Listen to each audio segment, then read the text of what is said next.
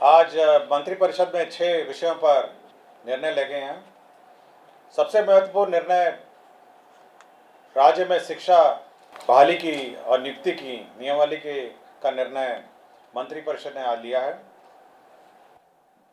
इस नियमावली का नाम होगा बिहार राज्य विद्यालय अध्यापक नियुक्ति, स्थानांतरण, अनुशासनिक कार्रवाई एवं सेवा शर्त नियमावली 2023। इस नियमावली के तहत अब जो भी नियुक्तियां राज्य सरकार शिक्षकों की करेगी वह अब राज्य कर्मी होंगे, राज्य सरकार के कर्मी होंगे। यह एक महत्वपूर्ण निर्णय है। इससे पूर्व आपको जानकारी होगी कि राज्य सरकार राज्य में पंचायत शिक्षक, पंचायत समिति शिक्षक और जिला परिषद के शिक्षक और नगर निकाय के स्थानीय निकायों के शिक्षक रहा करते थे। अब जो भी नई नियुक्ति होगी अब वो राज्य सरकार नियुक्त करेगी। राज्य सरकार नियुक्ति के लिए एक अलग परीक्षा आयोग के माध्यम से लेगी। तो एक आयोग जो राज्य सरकार निर्धारित करेगी, हो सकता है बीपीएससी, हो सकता है कोई भी आयोग जो है जो निर्धारित करेगी, उसके माध्यम से राज्य सरकार परीक्षा लेगी और परीक्षा के माध्यम से ही अब नियुक्तियां होंगी। इस नियुक्ति में भाग लेने के लिए जो अर्हता होगी वह मैं पढ़ देता हूं। इसकी नियुक्ति की जो अनिवार्य अर्हता है, भारत के नागरिक हों और बिहार राज्य के स्थायी निवासी होना चाहिए, ये पहली अर्हता होगी। विद्यालय अध्यापक के पद पर नियुक्ति हेतु राष्ट्रीय अध्यापक शिक्षा परिषद द्वारा समय समय पर निर्धारित शैक्षणिक एवं प्रशासनिक योग्यता धारित करते हों एवं विशेष विद्यालय अध्यापक के लिए अर्हता भारतीय पुनर्वास परिषद के अनुरूप अनिवार्य होगा। तो ये महत्वपूर्ण एक अनिवार्यता है। राज्य सरकार एवं केंद्र सरकार द्वारा समय समय पर आहूत शिक्षा पात्रता परीक्षा में उत्तीर्ण हो, परंतु वर्ष 2012 से पूर्व नियुक्त एवं कार्यरत शिक्षक जो दक्षता परीक्षा उत्तीर्ण होंगे के लिए शिक्षक पात्रता परीक्षा में उत्तीर्ण अनिवार्य नहीं होगा। विषय विशेष के लिए अलग से विशेष अर्हता का निर्धारण विभाग द्वारा समय समय पर किया जाएगा। तो ये बिल्कुल स्पष्ट होगा कि पहले तो आपकी जो परीक्षा होगी, जो क्वालिफाइंग एग्जाम है, जो राज्य सरकार और केंद्र सरकार के लिए पहले ली जाती थी, उसके क्वालिफाई करने के बाद ही आप सरकार द्वारा जो कमीशन के माध्यम से परीक्षा होगी उसमें आप बैठ पाएंगे। तो पहला एक एग्ज़ाम जो सभी ने लिखा है, चाहे वो टीईटी हो और अन्य जो शिक्षा परीक्षाएं हैं, उसको क्वालिफाई करने के बाद आप राज्य सरकार के कमीशन द्वारा जो सरकार जो कमीशन निर्धारित करेगी उसके माध्यम से जो परीक्षा ली जाएगी तो बहाली उसके माध्यम से होगी। इसमें न्यूनतम आयु निर्धारित है 21 साल और अधिकतम आयु सरकार द्वारा निर्धारित की जाएगी।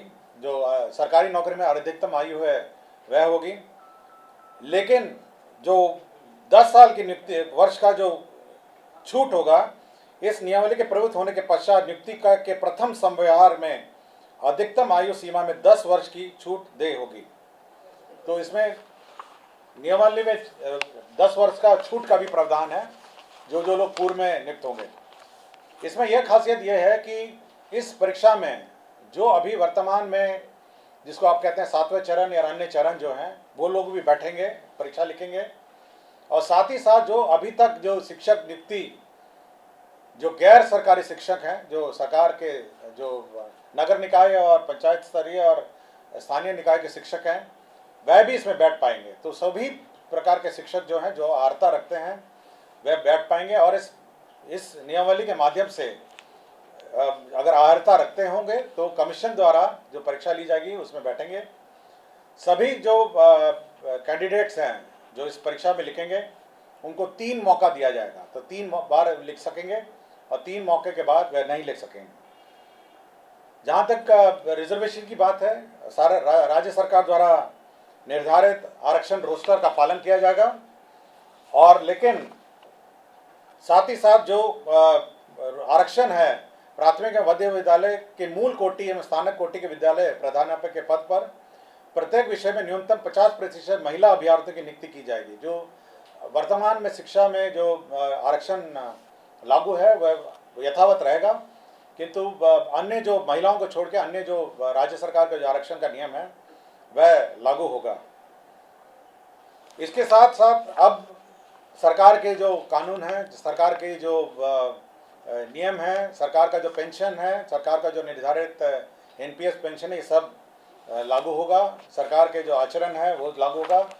यह नीति अब जिला संवर्ग के रूप में होगी, जिसमें जिला के अंदर स्थानांतरण का प्रावधान है और अंतर जिला का भी स्थानांतरण का विशेष परिस्थिति में प्रावधान है। संपुष्टि, सेवा संपुष्टि भी उसी अनुसार है, शिकायत अपील भी उसी अनुसार है। और कैबिनेट ने यह निर्णय लिया है कि अब अन्य किसी प्रकार से शिक्षा की नियुक्ति नहीं की जाएगी, शिक्षक की नियुक्ति नहीं की जाएगी। केवल जो सरकार द्वारा निर्धारित कमीशन है उसके माध्यम से परीक्षा होगी और उसी माध्यम से अब शिक्षा नियुक्ति होगी। यह बिल्कुल कैबिनेट ने स्पष्ट निर्णय ले लिया गया है। सप्तम केंद्र पुनरीक्षित वेतनमान संरचना में वेतन जो प्राप्त कर रहे हमारे सरकारी पदाधिकारी कर्मी हैं, उनको 1/1/2023 से के प्रभाव से डीए का जो रेट है वो 38 के स्थान पर बढ़ा के 42% हो गया है। राज्य सरकार को इस बढ़ोतरी में 1690 करोड़ का अधिक व्यय होगा, तो 38 के स्थान पर अब 42% डीए होगा। राज्य सरकार ने अपना जो कंटिजेंसी फंड है उसको 50 करोड़ से बढ़ा के 10,000 करोड़ कर लिया गया है। आपको जानकारी होगी, समय समय पे हम लोग कंटिजेंसी फंड से निकासी करते हैं, तो अब ये लिमिट 10,000 करोड़ का होगा, जिसमें आधा प्रतिशत जो 50% होता है वो आपदा के लिए सुरक्षित रखा जाता है। पटना जिला अंतर्गत जो वाल्मीकि का परिसर है उसमें 6.5 एकड़ जो ज़मीन है वह वर्तमान में भारतीय कृषि अनुसंधान परिषद को आवंटित है। अब वो जो ज़मीन है वो बिपाड़ के एक्सपेंशन के लिए स्थानांतरित कर दी गई है और यह निर्णय लिया गया है।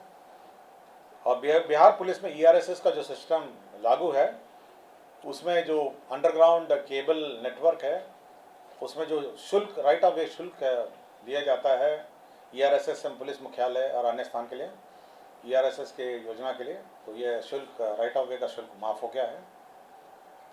और एक पद सृजन का है जिसमें राज्य योजना मद में ग्रामीण विकास विभाग के अंतर्गत जवाहर ग्राम स्वरोजगार योजना के अंतर्गत सृजित जो 102 पद थे उसमें 53 पद अब स्थापना में प्रतिबद्ध परमानेंट पद हो जाएंगे